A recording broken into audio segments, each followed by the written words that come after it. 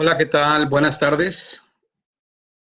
Espero que estemos pasando un buen tiempo. Estamos originando desde la ciudad de Denver y en esta hora tenemos un clima agradable. Tenemos unos buenos, qué sé yo, 50, 52 grados. Hemos tenido un día soleado y es una jornada agradable para poder transmitir este mensaje el día de hoy. Vamos a seguir abonando en esta verdad presente, en esta bella verdad que es el Evangelio del Reino en el Nuevo Pacto. Nada mejor que profundizar en este tema, porque este es el tema que verdaderamente le puede dar al Hijo de Dios en este momento actual las herramientas necesarias para tener una vida plena, una vida abundante, que es verdaderamente el propósito de el sacrificio, la muerte de cruz. Yo he venido para que tengan vida y tengan vida en abundancia.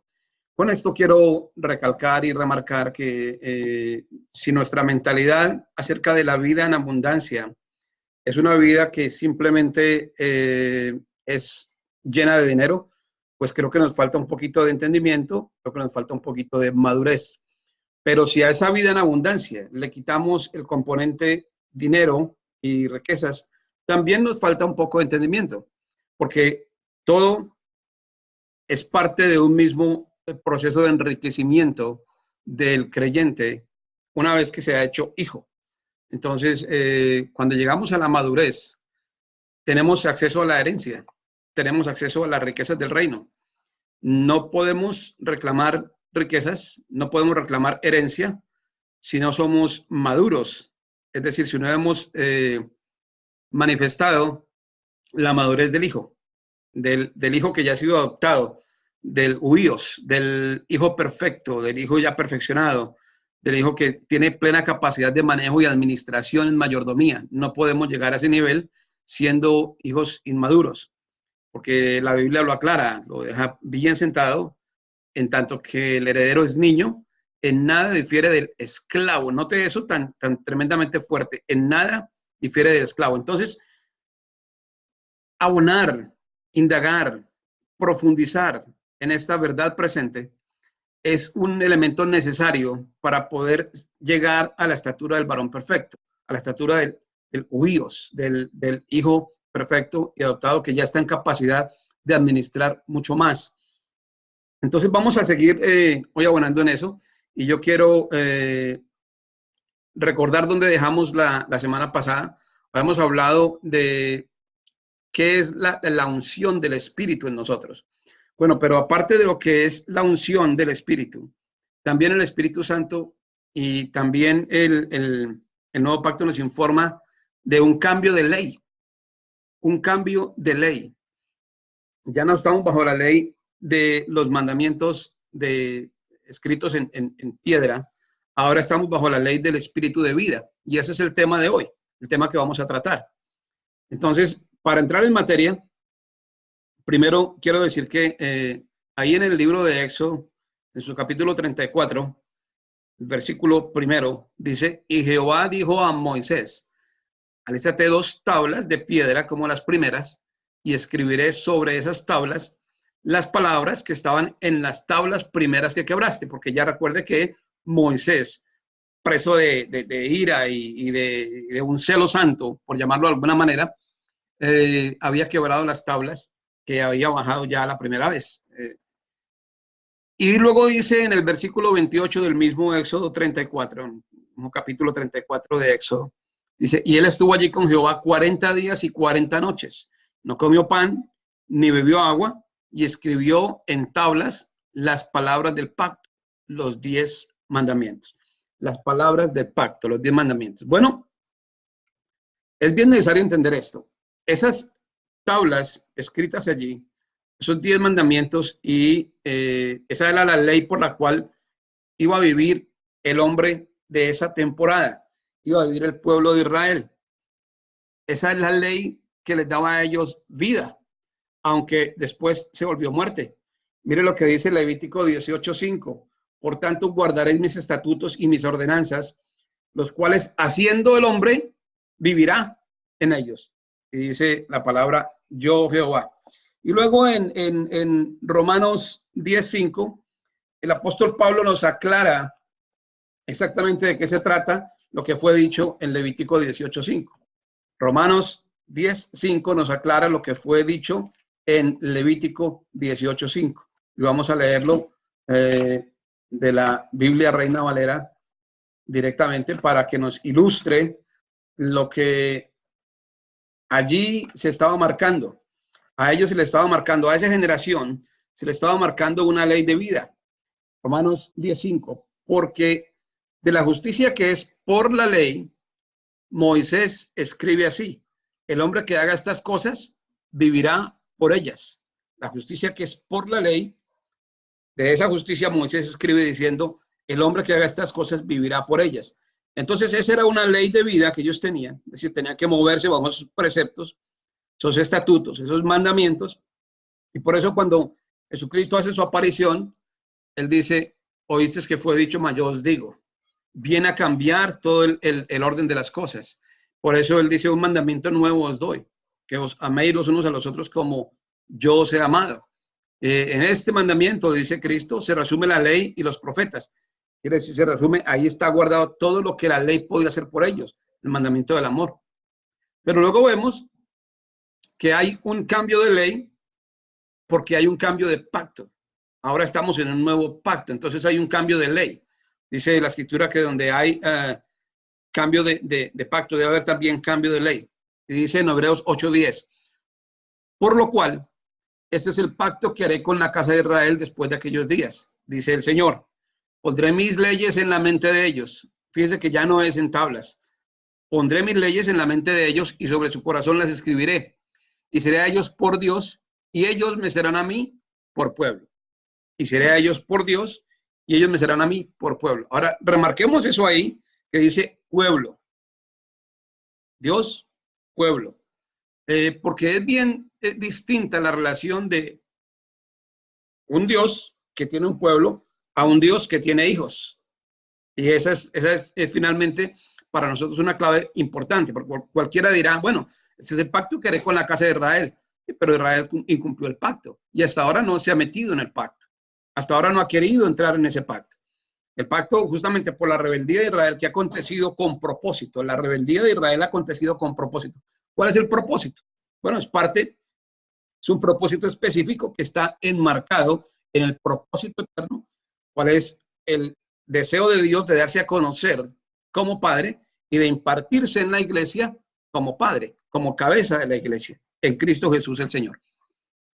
Pero Romanos 8, nuevamente avanzando a Romanos 8, 2, 3, dice: porque la ley del Espíritu de vida en Cristo Jesús me ha librado de la ley del pecado y de la muerte. Porque lo que era imposible para la ley, y yo sí quisiera que ahí hiciéramos el énfasis en la palabra imposible, porque lo que era imposible para la ley, por cuanto era débil por la carne, la ley jamás podrá sostener los ímpetus de la carne, jamás podrá detenerlos.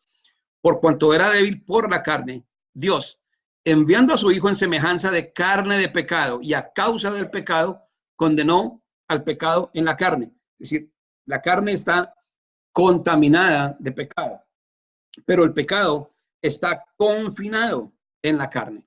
Esto es muy necesario entenderlo porque si no lo captamos a tiempo, nos quedamos a mitad de camino en cuanto a iluminación de esa verdad revelada en la Escritura.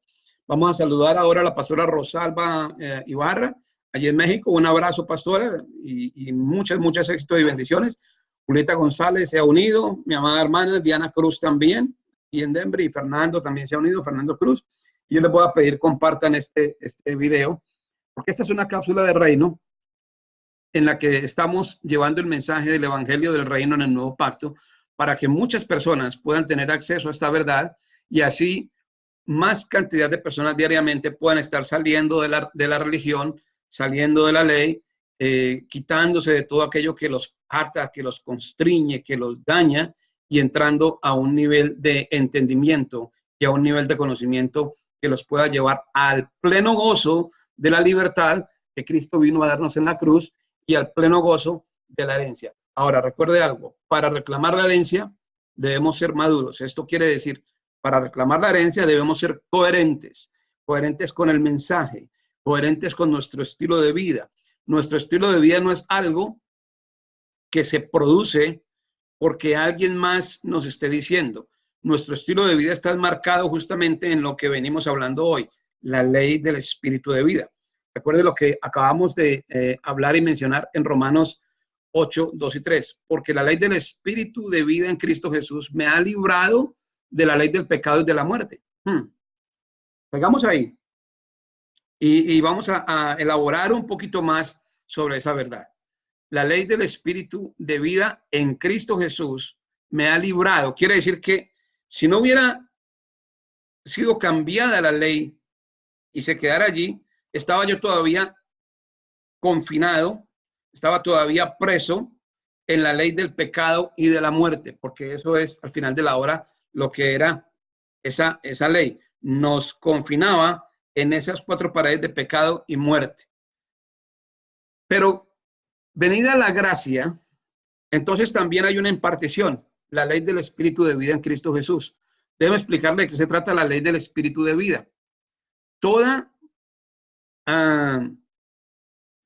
criatura tiene un espíritu de vida, tiene una ley que le hace vivir de esa manera. Ya vimos que antes el pueblo de Israel vivía por la ley, y aún hoy vivía por la ley, y se dice que Moisés habló de esa ley diciendo, quien haga estas cosas por ellas vivirá.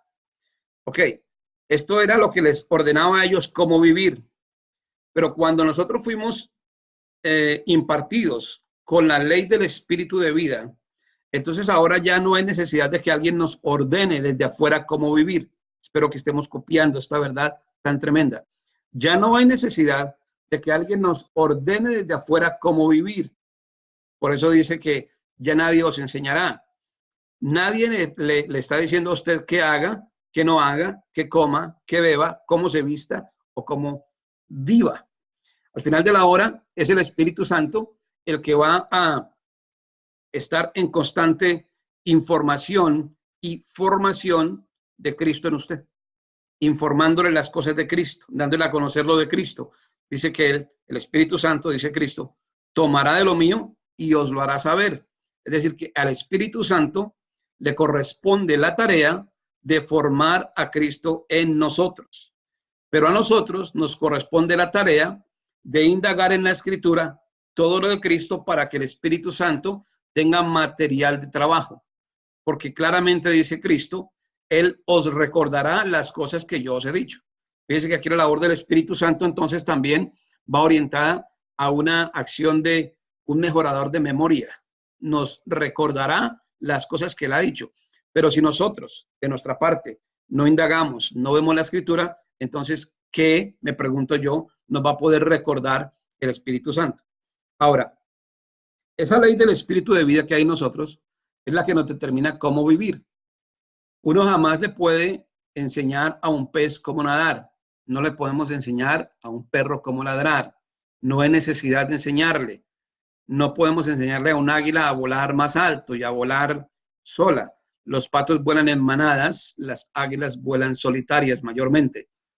No tenemos que enseñarle ese tipo de cosas a cada uno de estos animales, porque en ellos opera una ley de vida. Esa es la ley que les enseña naturalmente lo que deben hacer. El águila caza, el cerdo normalmente busca la proteína en el alimento, por más podrido que esté, lo busca allí. Y así sucesivamente, cada criatura tiene una ley de vida. El pueblo de Israel tenía una ley de vida por la cual pensaba vivir, pero cuando viene el cambio de ley y viene la gracia en Cristo Jesús, entonces hay una impartición del espíritu de vida en nosotros. Ahora el espíritu ha tomado lugar en nuestro corazón y ahora él mismo nos está instruyendo de forma natural, no milagrosa, natural, no sobrenatural, natural, cómo debemos vivir. Y cuando empezamos a vivir por la ley del espíritu, entonces realmente ya no hay necesidad, ahí se manifiesta la nueva criatura en Cristo. Se manifiesta la nueva criatura en Cristo. Ahí el perrito está diciendo amén. Entonces, La nueva criatura en Cristo nos da a nosotros, al tener nosotros la naturaleza divina, esa nueva criatura en Cristo ya no tiene necesidad de que alguien desde afuera, el pastor, el profeta, el apóstol, nadie más le enseñe a vivir al Hijo. Al Hijo nadie le enseña a vivir. Recuerde que hay varias fases de madurez en el Hijo. Está el Hijo Tecnón, el Hijo Tecnión y el Hijo Huíos, el maduro. A ese Hijo Huíos, ya perfeccionado en el Espíritu, no hay necesidad de enseñarle a vivir. Él tiene una madurez, ha ganado un discernimiento por el uso, por el ejercicio mismo, ha ganado el discernimiento y ya no discierne necesariamente entre el bien y el mal. El hijo verdaderamente maduro discierne entre verdad y mentira. Son dos universos completamente distintos. Si estamos tratando de discernir todo lo que vemos entre bueno y malo, estamos todavía viviendo en el Génesis. Habiendo comido del árbol del bien y del mal, todavía estamos en esa rama de conocimiento. Pero cuando empezamos a vivir una vida en el Espíritu, una vida según la ley del Espíritu de vida, entonces ya no discernimos entre bueno y malo, discernimos entre verdad y mentira. Y una vez que arribemos a ese grado de madurez, verdad y mentira, fácilmente ante nuestros ojos van a estar siempre desnudo lo que es bueno y lo que es malo. Ya no hay necesidad de que lo discernamos, se presenta solo. Todo comentario es bienvenido. Se ha unido también Marieli Portillo a la transmisión y le sigo pidiendo, le sigo insistiendo, comparta esto para que mucha gente pueda llegar. No sé si tienen hasta ahora preguntas, pero vamos a seguir abonando en el tema entonces.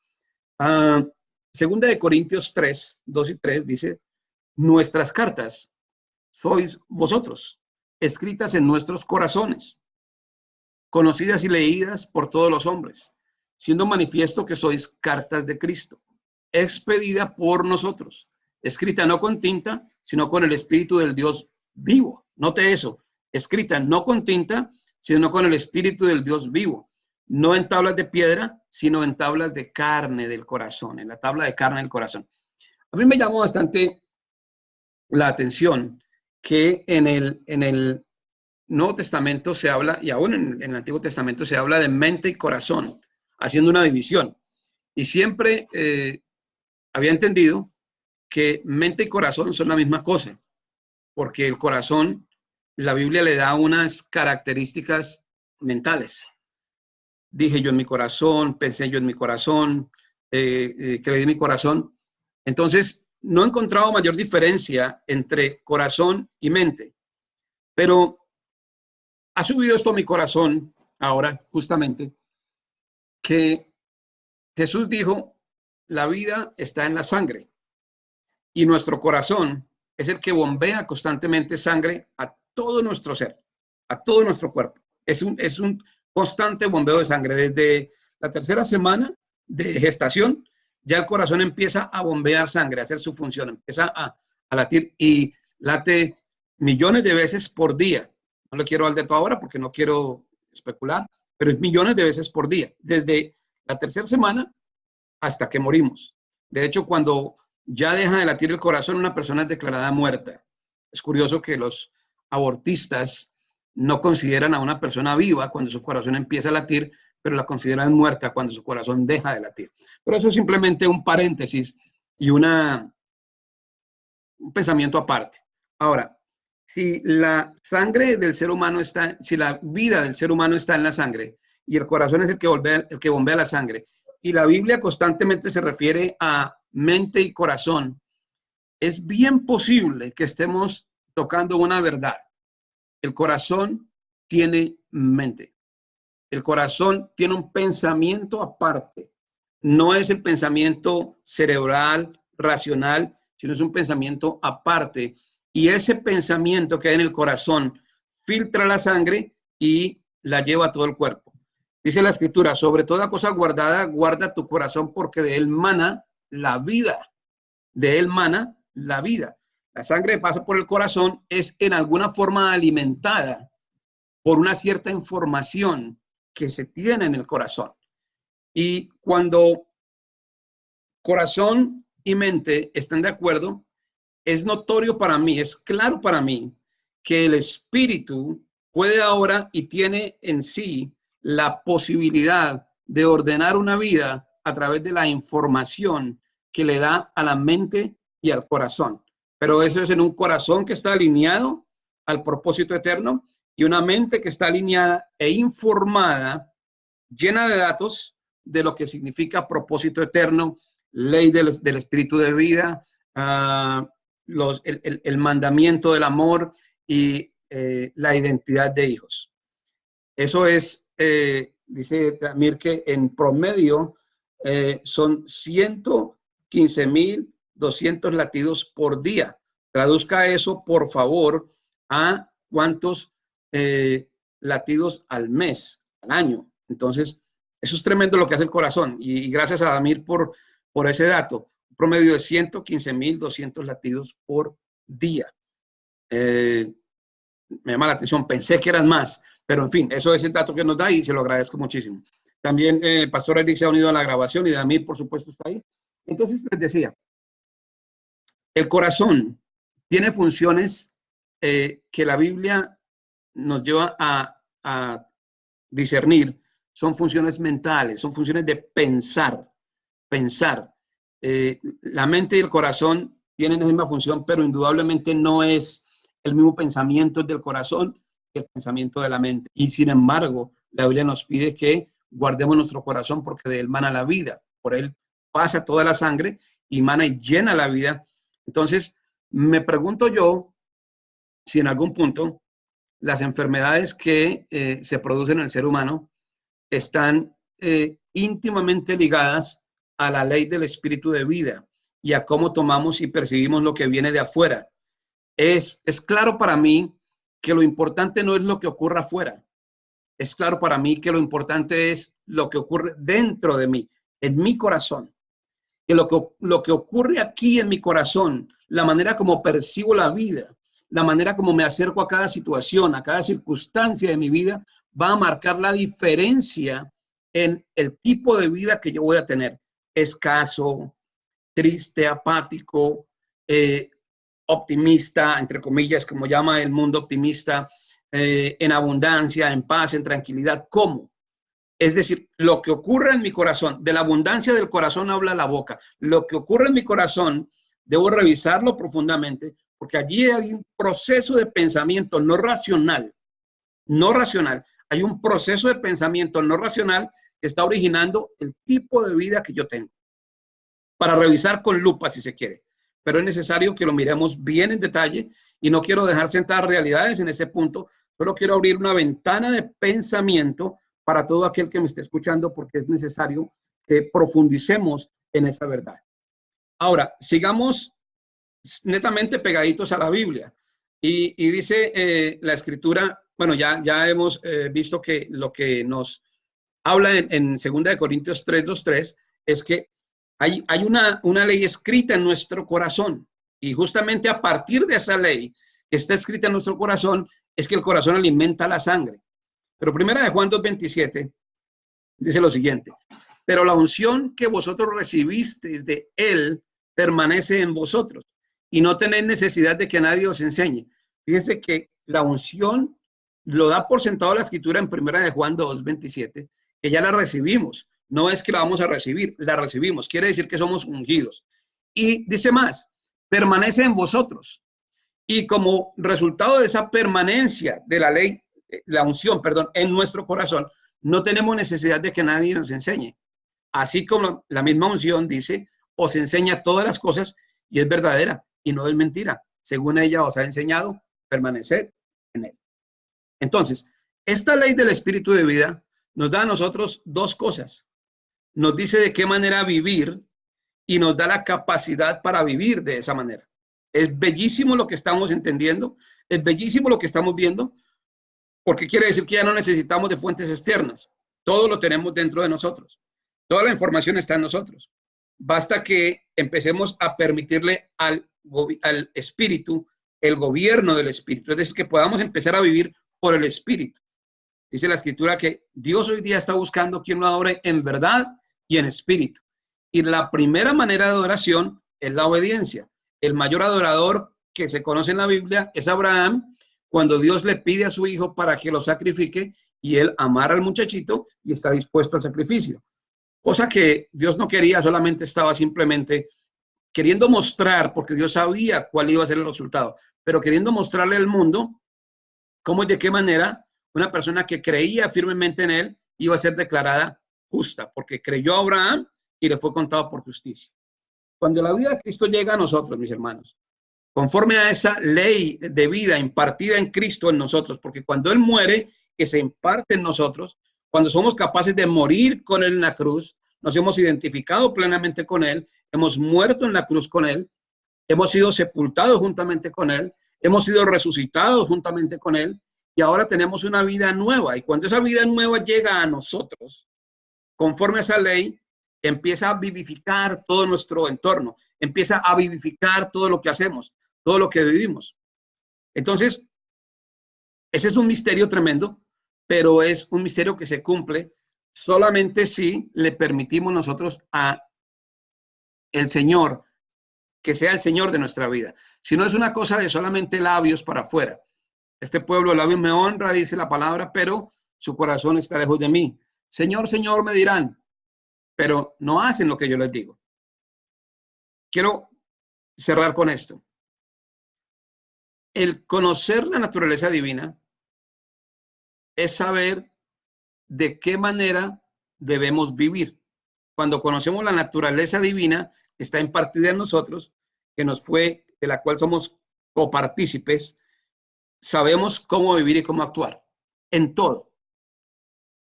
Ahora, el poder divino es el que nos otorga la capacidad para saber qué hacer con ese conocimiento que tenemos. De nuevo, conocimiento de la naturaleza divina, saber de qué manera debemos actuar. Poder divino es estar en capacidad de actuar lo que conozco, de actuar lo que sé. No sé si en eso estoy claro o si he confundido a alguien aquí, pero esa es el final de la hora, la premisa de lo que es la naturaleza divina que nos es impartida, de lo que es la ley del espíritu de vida. Cuando usted vive impulsado por esa ley del espíritu de vida, usted va a hacer aquello para lo cual fue creado. Es decir, usted va a vivir en su propósito y su propósito va a vivir alineado al propósito eterno. Cuando usted vive según la ley del espíritu de vida, usted va a hacer naturalmente lo que está capacitado para hacer. No va a tener que ponerse a inventar modelos nuevos, diseños nuevos, sino que va a fluir en aquello para lo cual es capacitado desde antes de la fundación del tiempo, desde antes que Dios lo pensara, porque Él antes de que lo pensó ya lo conocía a usted, entonces lo pensó y pensó en qué vientre lo voy a poner o en qué vientre la voy a poner. Y entonces supo en qué vientre lo iba o la iba a poner a usted a través de los años. Y supo en qué era la iba a poner a nacer, en qué año específicamente y para qué tiempo. Eso es la ley del espíritu de vida, algo que viene graficado en su espíritu y que una vez que usted conoce a Cristo Jesús como su Señor, empieza a tomar forma en usted y de una manera u otra, eso se va buscando el camino para estar en su corazón y darle a conocer a usted el para qué de su vida. Uno de los grandes enigmas, una de las grandes preguntas de la creación de toda la humanidad a lo largo del tiempo. ¿Para qué estoy aquí? Bueno, la ley del espíritu de vida le dice a usted para qué está aquí y le permite fluir en su propósito. Y cuando usted fluye en su propósito, no hay forma de que usted no tenga éxito, de que usted no tenga una vida en abundancia. Recuerde cómo empecé diciendo que no podemos pensar que la vida en abundancia es una vida llena de dinero solamente, pero tampoco podemos pensar que la vida en abundancia excluye el componente de dinero, porque entonces en juntos casos, en juntos escenarios, estamos lejos de la verdad. El tiempo es corto, mis amados. Yo les agradezco si me ayudan a compartir ese mensaje y si le ha edificado, difúndalo. Solamente si le ha edificado, difúndalo. Póngalo a más cantidad de personas. Invíteles a que el miércoles nuevamente estén con nosotros. Y yo le invito a que nos visite si está en Denver, en el 3600 Sur Clarkson Street, en Inglewood, Colorado. El código es 80113. Ahí lo estamos esperando, 12:30 de la tarde, los días domingos. Por ahora estamos en ese lugar. Sé que pronto quizás estaremos en otro, pero por ahora estamos ahí y estamos tratando de ser lo más fieles posible que podemos en tanto a lo que Dios nos ha encomendado hacer en esta hora. Usted puede hacer lo mismo. Ayúdenme a predicar este mensaje, difúndalo, compártalo con amigos y no se olvide que lo que ha oído hoy en algún punto nutre su espíritu, nutre su alma, su corazón. Lo que ha oído hoy, no se quede con eso.